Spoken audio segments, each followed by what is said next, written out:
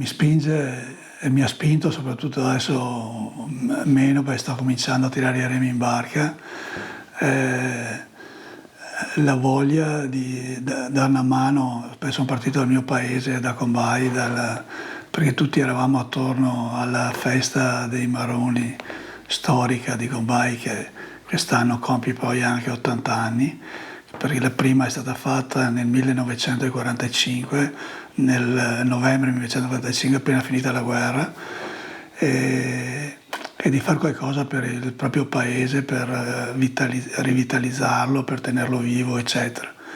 E da là poi è stata una combinazione dovuta così a tutta una serie di fattori che mi sono interessato poi prima a livello provinciale, poi anche a livello regionale, per svolgere sempre attività a favore dei territori e delle pro loco. Sono un po' più ottimista e guardo i numeri, perché i numeri dicono qualcosa di contrario, nel senso che nel periodo del Covid c'è stata una diminuzione dei volontari, per esempio delle pro loco, perché tutti i volontari, tutti i soci hanno la tessera del socio dell'Umpli. Eravamo prima del Covid a circa 50.000 tesserati nel Veneto, nel periodo del Covid siamo calati di un 10%, oggi siamo ritornati ai livelli pre-Covid.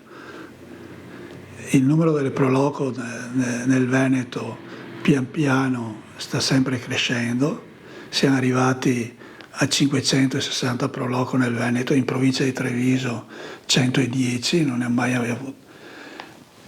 Ci sono delle difficoltà, è ovvio che ci sono delle difficoltà, ci sono ma per una pro loco che chiude se ne aprono due. Però noi come Umpli abbiamo fatto molto, perché oggi siamo arrivati e siamo partiti dal Veneto, che tutte le pro loco e tutti i soci sono assicurati per la responsabilità civile nell'attività che svolgono a favore delle pro loco.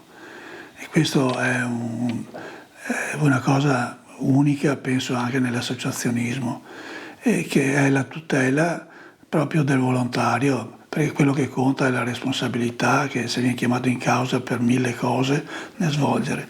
E oggi abbiamo tutte le pro loco che hanno la polizza di responsabilità civile, perché l'abbiamo messa obbligatoria a costi minimi per tutte le pro loco che si associano all'Umpli. E questo è un grande risultato. E con orgoglio dico che siamo partiti nel Veneto, noi per primi abbiamo, tra virgolette, obbligato il pro loco a fare questo tipo di assicurazione. Oggi tutti ci ringraziano e questa cosa è stata portata poi a livello nazionale e fatta propria anche dal nazionale. Non ci sono i giovani quando i vecchi non gli danno spazio. Cioè ci sono pro loco che sono in mano ai giovani a tutti i livelli, ma noi vecchi non possiamo dire venite a lavorare nelle pro loco, ma fate quello che diciamo noi, perché questo è lo spirito di noi vecchi ed è lo spirito più sbagliato, le modalità di coinvolgere i giovani, ed è questo il problema. Io lo dico chiaramente quando si lamenta qualche pro loco: lasciate spazio.